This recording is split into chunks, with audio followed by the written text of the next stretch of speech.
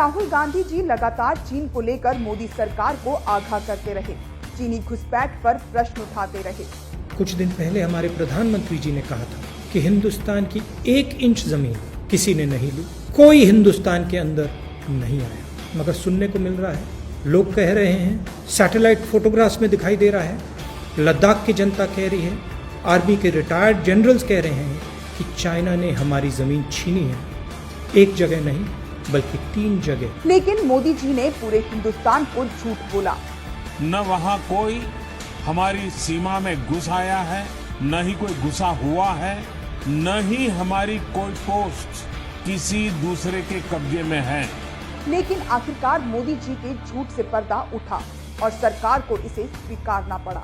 अब हाल ही में अरुणाचल प्रदेश के तवांग सेक्टर में चीनी सैनिकों की घुसपैठ का नया मामला सामने आया, जहां चीनी सैनिकों की हरकत की वजह से घंटों तनावपूर्ण स्थिति बनी रही।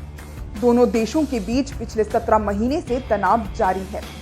इसकी शुरुआत कब हुई, कैसे हुई, आइए आपको बताते हैं। साल 2017 डोकलाम में 75 दिन तक भारत और चीन की सेना आमने सामने डटी रही। डोकलाम की स्थिति भारत, भूटान और चीन के ट्राई जंक्शन जैसी है।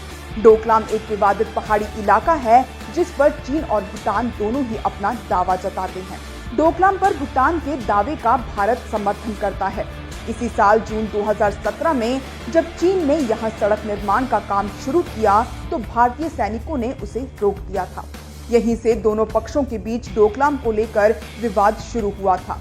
भारत की दलील थी कि चीन जिस सड़क का निर्माण करना चाहता है उससे सुरक्षा समीकरण बदल सकते हैं। चीनी सैनिक डोकलाम का इस्तेमाल भारत के सिलीगुड़ी कॉरिडोर पर कब्जे के लिए कर सकते हैं। दोनों देशों की सेनाएं 75 दिन से ज्यादा वक्त तक आमने सामने डटी रही।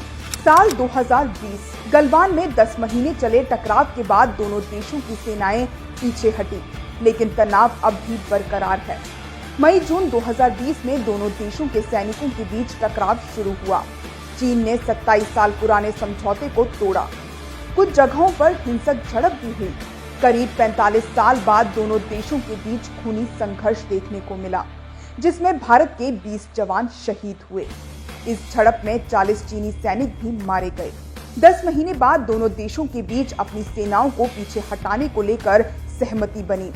दोनों देशों ने अप्रैल 2020 से पैंगोंग लेक के नॉर्थ और साउथ बैंक पर जो भी कंस्ट्रक्शन किए थे उन्हें हटाने और पहले की स्थिति कायम करने को राजी हुए।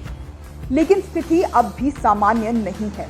जहां एक तरफ चीन लगातार भारत की सीमाओं में घुसने का प्रयास कर रहा है, तो वहीं दूसरी तरफ भारत के प्रधानमंत्री ने चुप्पी साध रखी है।